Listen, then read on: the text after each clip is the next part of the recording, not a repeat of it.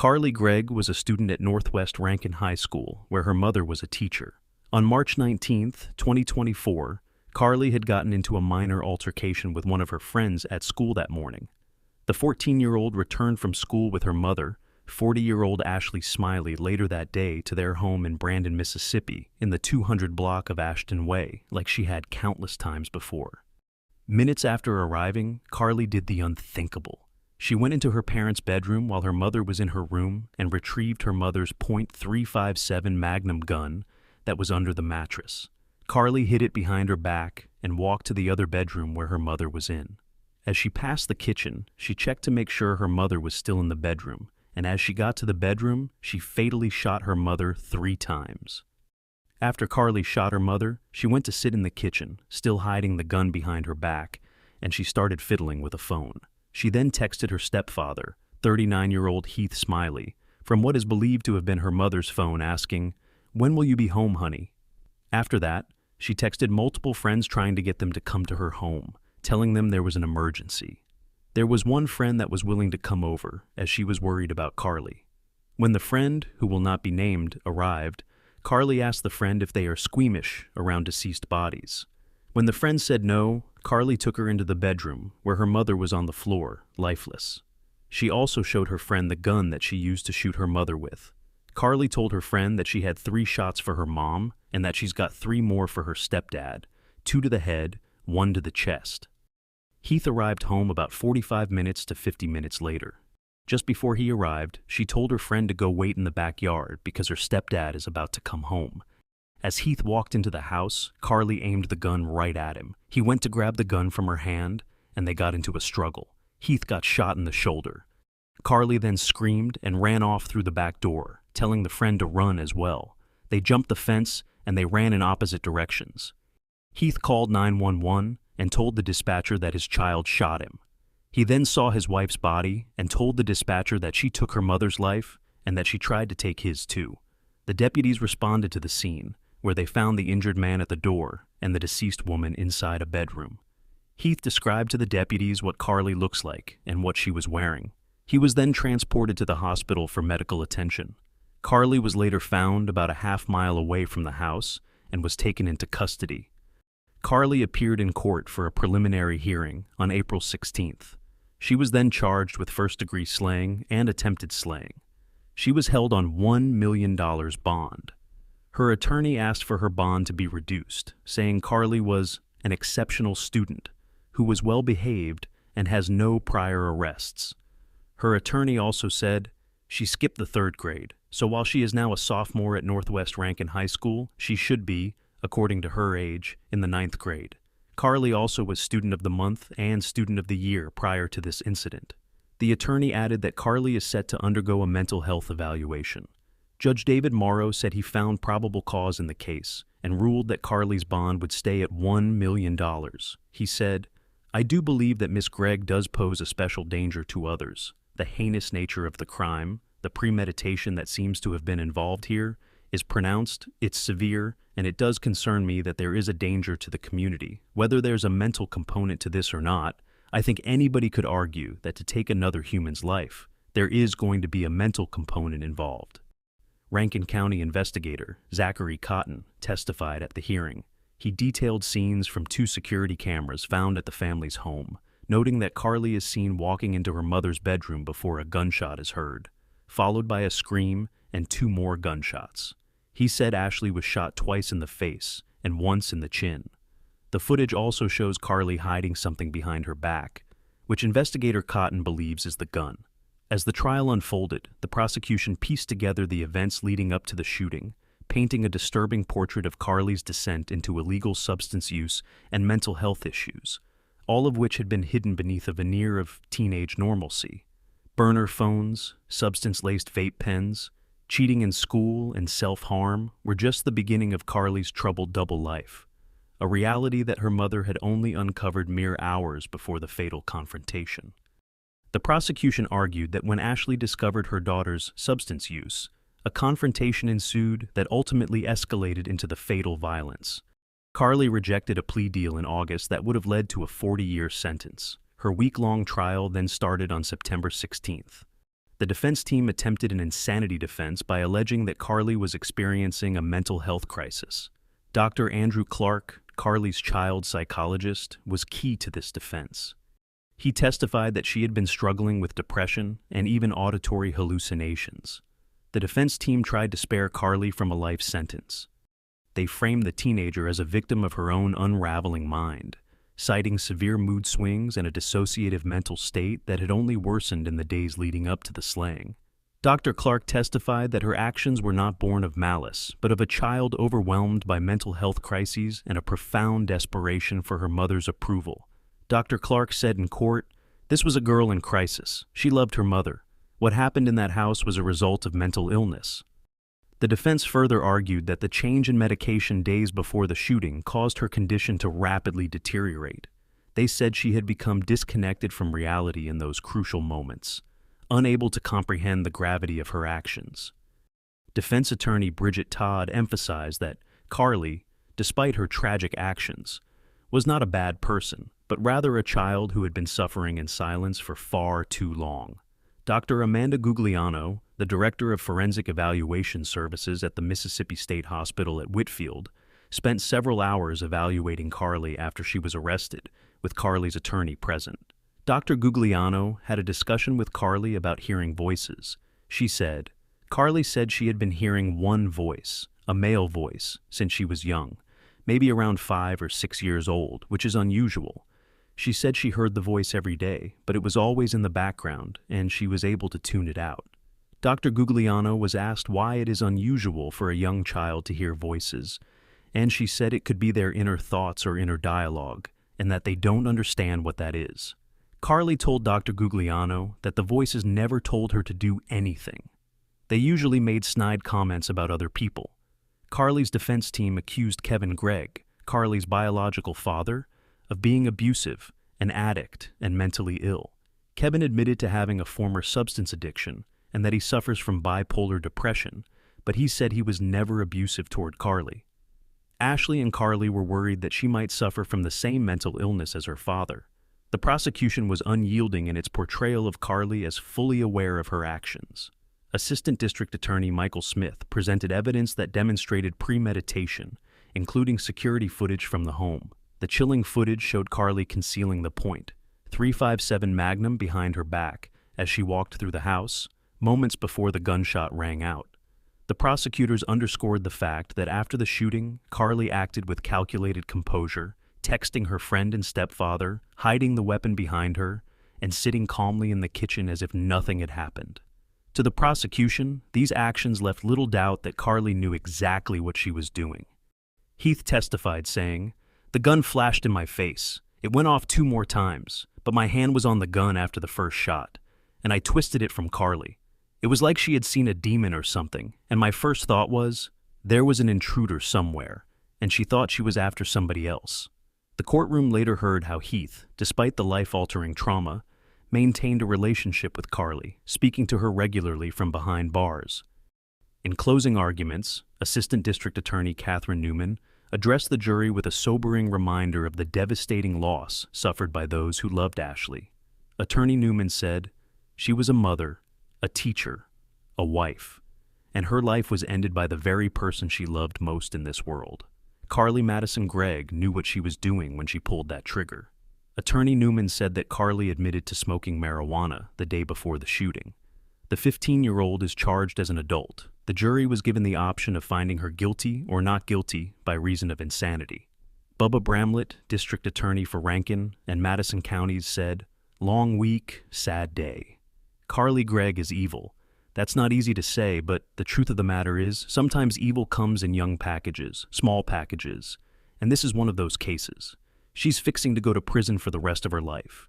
You hate that she's 15 years old, but that's exactly where she belongs." Defense attorney Kevin Camp told the jury that it has all been extremely hard on Carly's family and asked them not to make it worse by sentencing her to a life behind bars. The jury deliberated for 2 hours before reaching a guilty verdict. The same jury deliberated for 1 hour on Carly's sentencing. She has been found guilty for slaying, attempted slaying, and for tampering with evidence. On September 20th, 2024, in Rankin County, Mississippi, Carly was sentenced to life in prison without parole, followed by 10 years for tampering with evidence. Carly was crying throughout the reading of the verdict. Heath and Carly's grandparents were in the courtroom when the verdict was read, and they appeared to be mouthing words of encouragement to her. Defense attorney Camp said, "She's doing okay, she's hanging in there. This was a tough case from the get-go. This jury had a very, very tough decision to make." Carly is currently housed in the Youthful Offender Unit at the Central Mississippi Correctional Facility located in Pearl. The facility offers a range of programs including academic classes, vocational programs, mental health counseling, psychological and psychiatric services in a group and individual basis. Alcohol and substance abuse treatment is available, as well as social, religious, and recreational services. Carly's attorneys said they plan to appeal. In the early morning of June 13, 2020, the San Diego Sheriff's Department received a call from a worried mother, Jenna Bryans. She claimed that her husband had taken their 2-year-old twins, Aubrey and Haley, away and was threatening to drive off a cliff with them. The police tracked his cell phone to the Sunset Cliffs, California area, where SDPD Lieutenant David Bautista spotted the truck on Hill Street near Sunset Cliffs Boulevard at about 5 a.m. Bautista testified that he saw the truck accelerate towards the cliff and into the water, where it landed upside down. 51-year-old Robert Bryans abducted his twin daughters from his parents' home. He then sped off the cliff into the ocean in his pickup truck. San Diego Police K-9 Officer Jonathan Wees rappelled down the cliff using a 100-foot dog leash. He then found Robert floating in the water while holding both girls in his arms. One of the girls was crying and holding onto his neck, while the other was limp and seemingly lifeless. The officer then helped propel Robert to shore by swimming behind him and pushing him through the water. Weese's rescue efforts earned him a National Carnegie Medal, which recognizes acts of heroism, and the declaration of an official Jonathan Wees Day in the city of San Diego. During the investigation, the authorities learned that Robert exchanged angry text messages with his wife after he kidnapped the twins. He told his wife his plan to drive off a cliff with them. He wrote in one message, "The girls are going to heaven, and I am going to hell to wait for you." He also wrote a post on Facebook just 3 minutes before driving off the cliff. "Tonight, I am sending my babies to heaven." The twins survived the attempted slaying, but one of them suffered severe injuries, including to her brain. Robert and the girls were hospitalized for their injuries sustained in the crash. Following his arrest, he initially pleaded not guilty to a slew of charges, but on August 9, 2024, Robert pleaded guilty for charges of attempted slaying, kidnapping, burglary, child abuse, and domestic violence in exchange for a lesser sentence and other charges being dropped. The girl's mother said at Robert's sentencing hearing on September 20th that the children are doing very well and thriving. They are 6 years old and in the first grade. She said, "I'm thankful that Robert is taking responsibility for his wrongs and is ready to serve his time. This has been a missing step towards healing for all of us." In a brief statement before he was sentenced, Robert thanked law enforcement and emergency responders for their efforts in rescuing the children and said, "I love my babies, and I'm sorry." Along with the agreed-upon 31-year prison term, San Diego Superior Court Judge Joan Weber imposed a 10-year protective order prohibiting contact between Robert and his children, as well as their mother. Robert's attorney objected against the order, but the judge said, "These girls need time to heal." She also said it would be more appropriate for the children to decide whether they would want to contact their father when they were older. Judge Weber told Robert, "The true miracle of this situation, sir, is that you are not before me for 2 counts of premeditated slaying of those 2 beautiful girls. It is incredibly shocking to the court that you would let whatever disputes you have with your wife lead you to try to take the lives of 2 innocent, 2-year-old, beautiful children." Adolph Robert Thornton Jr., better known by his stage name Young Dolph, was an American rapper from Memphis, Tennessee. He was shot and lost his life on November 17, 2021. The theory put forward by prosecutors offered the first confirmation by authorities that Young Dolph's slaying was the result of an ongoing hip-hop war between Mario Mims, also known as Yo Gotti's CMG Camp, and Dolph's Paper Route Empire organization. The roots of the Dolph Gotti feud began more than a decade ago. In 2014, Dolph, then just emerging as a mixtape artist, began saying publicly that he'd turned down an offer to join Gotti's CMG record label. The rappers traded diss tracks and targeted references over the years, including Dolph's 2016 full-length debut, The King of Memphis, seen as a direct challenge to Gotti's claim on that position. Then, on February 25, 2017, while on tour in Charlotte, North Carolina, a vehicle Dolph was riding in was shot at. More than 100 rounds were fired into the car, which was bulletproof, and Dolph was unharmed, performing a concert that night. Dolph's LP, the fittingly titled Bulletproof, following the shooting featured the single 100 Shots. On September 26, 2017, young Dolph was shot outside a retail store in Hollywood, Los Angeles. He was in critical condition at the hospital, but doctors said after a few hours that he was expected to survive. He spent 2 weeks in hospital to recover from the gunshot wounds. Yo Gotti was initially named a person of interest moments after the shooting, but was later cleared. Yo Gotti's friend, Corey McClendon, was arrested for attempted slaying, only to be released the next day with no charges. In May 2019, Gotti associate Block Youngsta was one of 3 men who surrendered to authorities in Charlotte for their alleged involvement in the Dolph shooting. Youngsta was released on bail, and charges against him were eventually dropped. During the COVID-19 pandemic in 2020, young Dolph began to stay with his family in Memphis more frequently, and did so amid rumors of retirement. He was known in the area for his philanthropy, donating $25,000 to his alma mater, Hamilton High School, and providing motivational speeches to students. He was also known for handing out Thanksgiving dinners. He gave away 200 turkeys to individuals at the West Cancer Center just days before his demise, and he was scheduled to donate additional meals days later. The next year, on November 17, 2021, young Dolph was fatally shot in Memphis while visiting Makeda's Homemade Butter Cookies, a bakery he frequently visited whenever he was back home.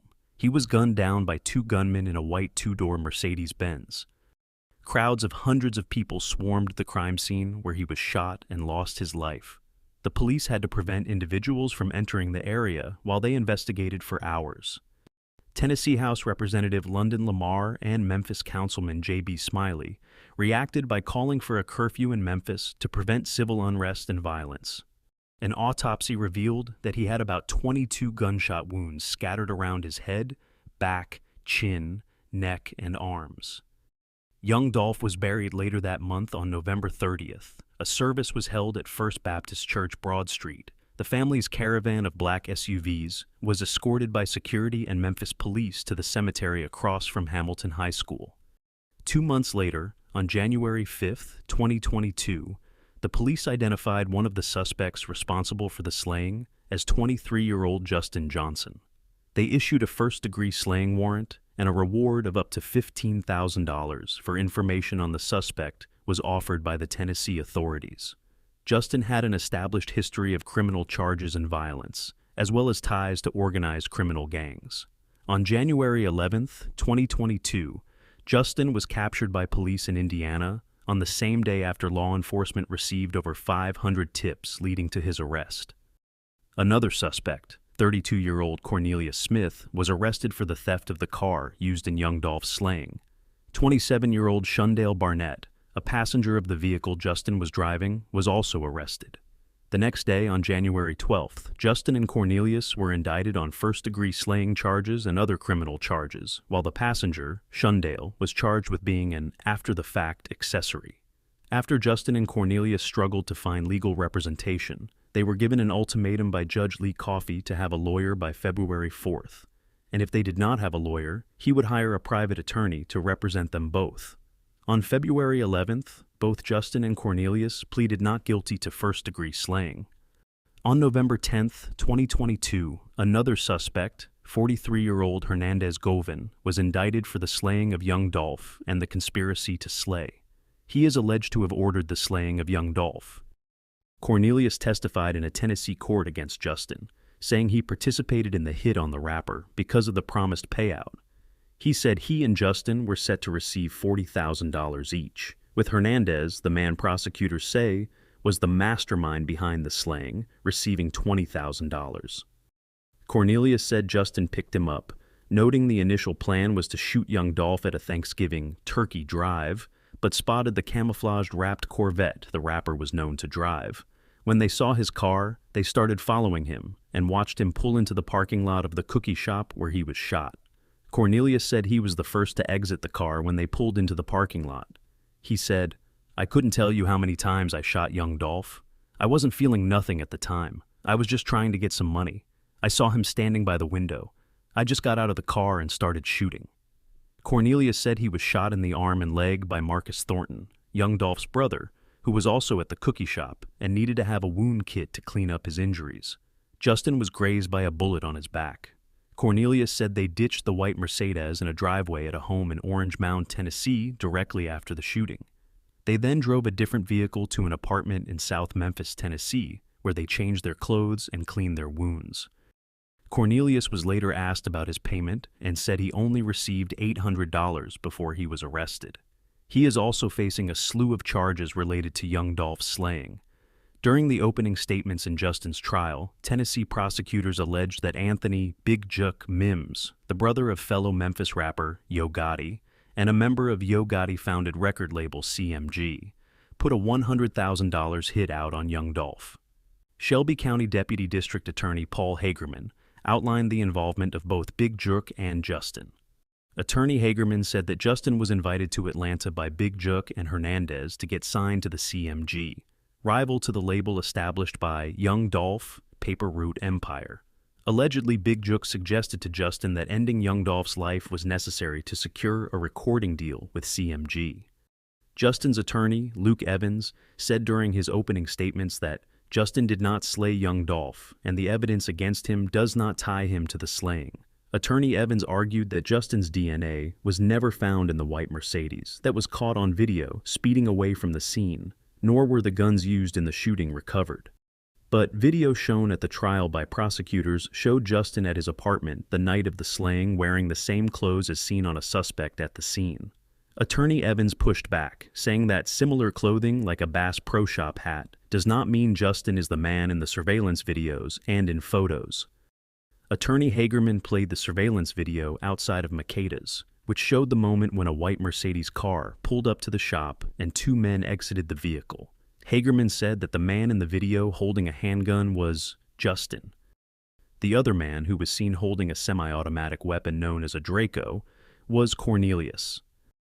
On January 13, 2024, Big Juk was shot and slain outside a Memphis, Tennessee restaurant.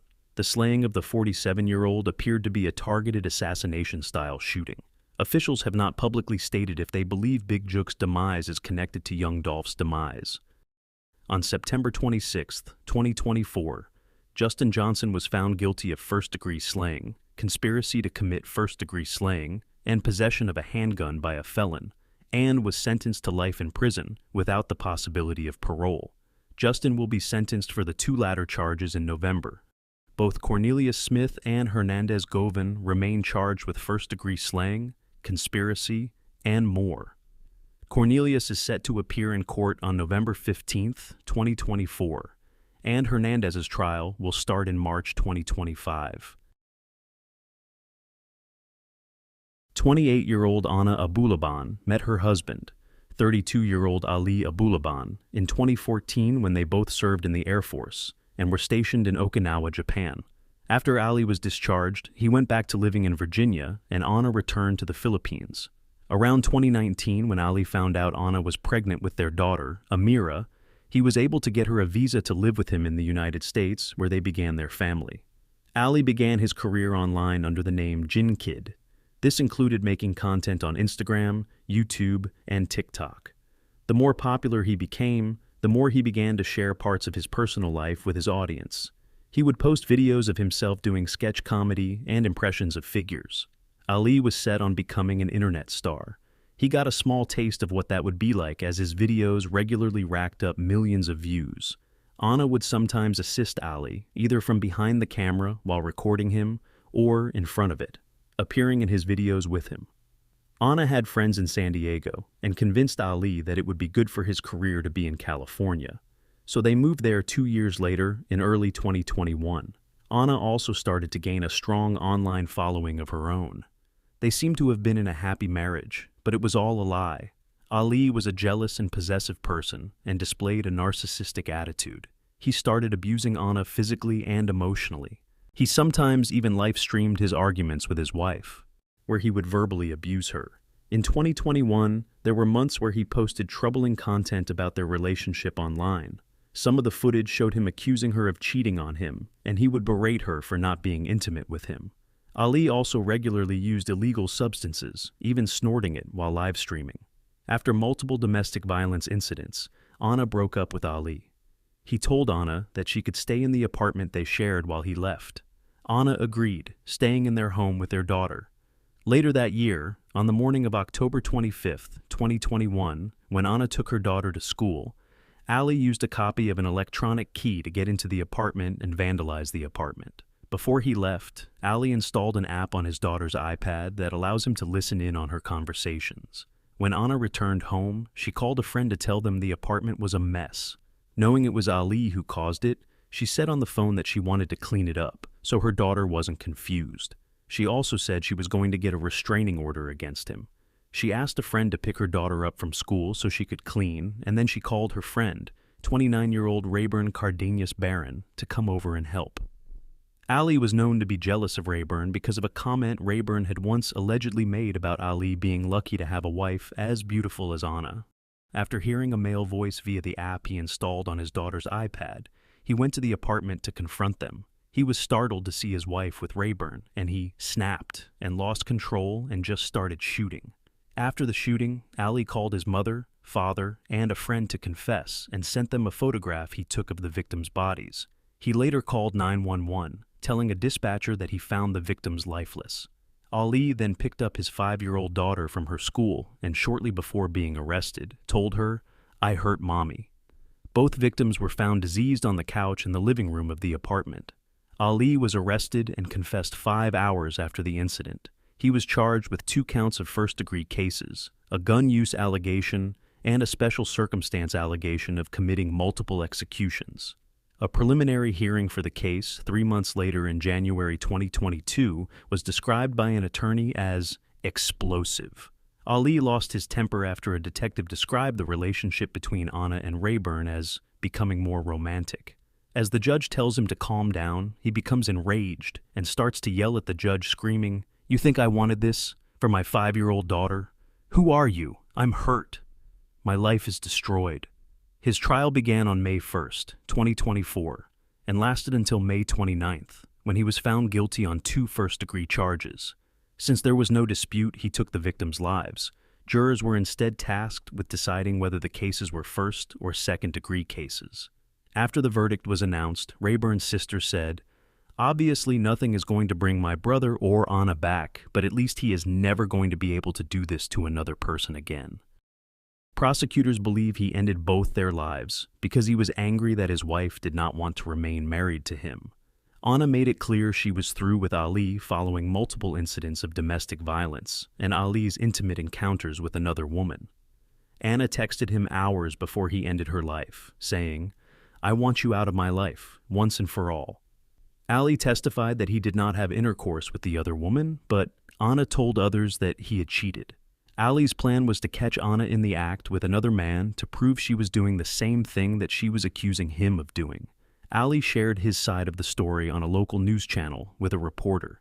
He said that his social media fame made him snap and that it messed with his brain. The attention he got on social media made him violent and aggressive. In the interview, Ali talked about losing his baby, referring to his career. A friend of Anna's said that people could see Ali was more devastated about losing his business than losing his family. After the interview, someone posted a video on YouTube on his behalf, which features a phone call where Ali tells his fans that he's doing okay, for the most part, and apologizes for not being able to make more content. Ali was then criticized for apologizing to his fans rather than the families of his victims. Ali's defense case, which included nearly 3 full days of his testimony, detailed his mental health struggles, childhood trauma from alleged abuse, and mounting illegal substance addiction, all of which the defense alleges played a role in his mindset before and during the shooting. Ali testified that after moving to San Diego in early 2021, a rift formed between him and his wife due to an illegal substance-fueled partying lifestyle they embraced with Anna's friends, which included Rayburn. He said the presence of her friends started having an impact on their marriage, and it started changing Anna. Ali said his undiagnosed mental health issues and an illegal substance habit that escalated to daily use only made his handling of their marital problems worse. Ali admitted that he had punched and pushed his wife on prior occasions in the months leading up to the shooting. He also admitted that he urged her against contacting the police or seeking a restraining order in connection with those incidents. Ali was discharged from the Air Force in 2019 after allegedly assaulting a friend of Anna's. Deputy District Attorney Taryn Brast told jurors earlier in the trial that Ali was jealous, controlling, and violent, and had been physically and emotionally abusive towards his wife throughout their marriage. Taryn also said, "Heat of passion does not apply when you walk into an apartment that you had bugged with a key card you were not supposed to have, to a fight that no one else knew was happening but you, and you brought a gun. That is not heat of passion." She said he had plenty of time to rethink his decision to drive to the condo he once shared with his wife, to shoot her and the man she was seeing. The prosecutor displayed the graphic photos Ali took of the bodies, played the sounds of the gunshot recordings he had on his phone, and even mentioned the online searches for how to cut up and trash a body, among other things. She said Ali took their lives because he felt disrespected, and this was planned and premeditated, not a reaction in the heat of the moment, as he claims. Jody Green, Ali's defense attorney, then presented her closing arguments. Jody told the court her client shouldn't be convicted of slaying because he had a bad childhood, mental health issues, and was high on illegal substances. She said, "Ali is not a perpetrator.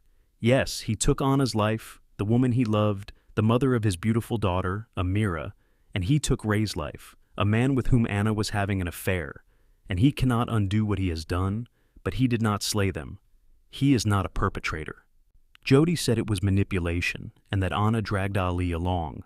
Ali was scheduled to be sentenced on June 28th, but after asking for a continuance and the judge agreeing, the new sentencing date was scheduled to September 6th. Ali received 2 consecutive sentences of 25 years to life, without the possibility of parole, plus another 50 years behind bars for gun enhancement charges.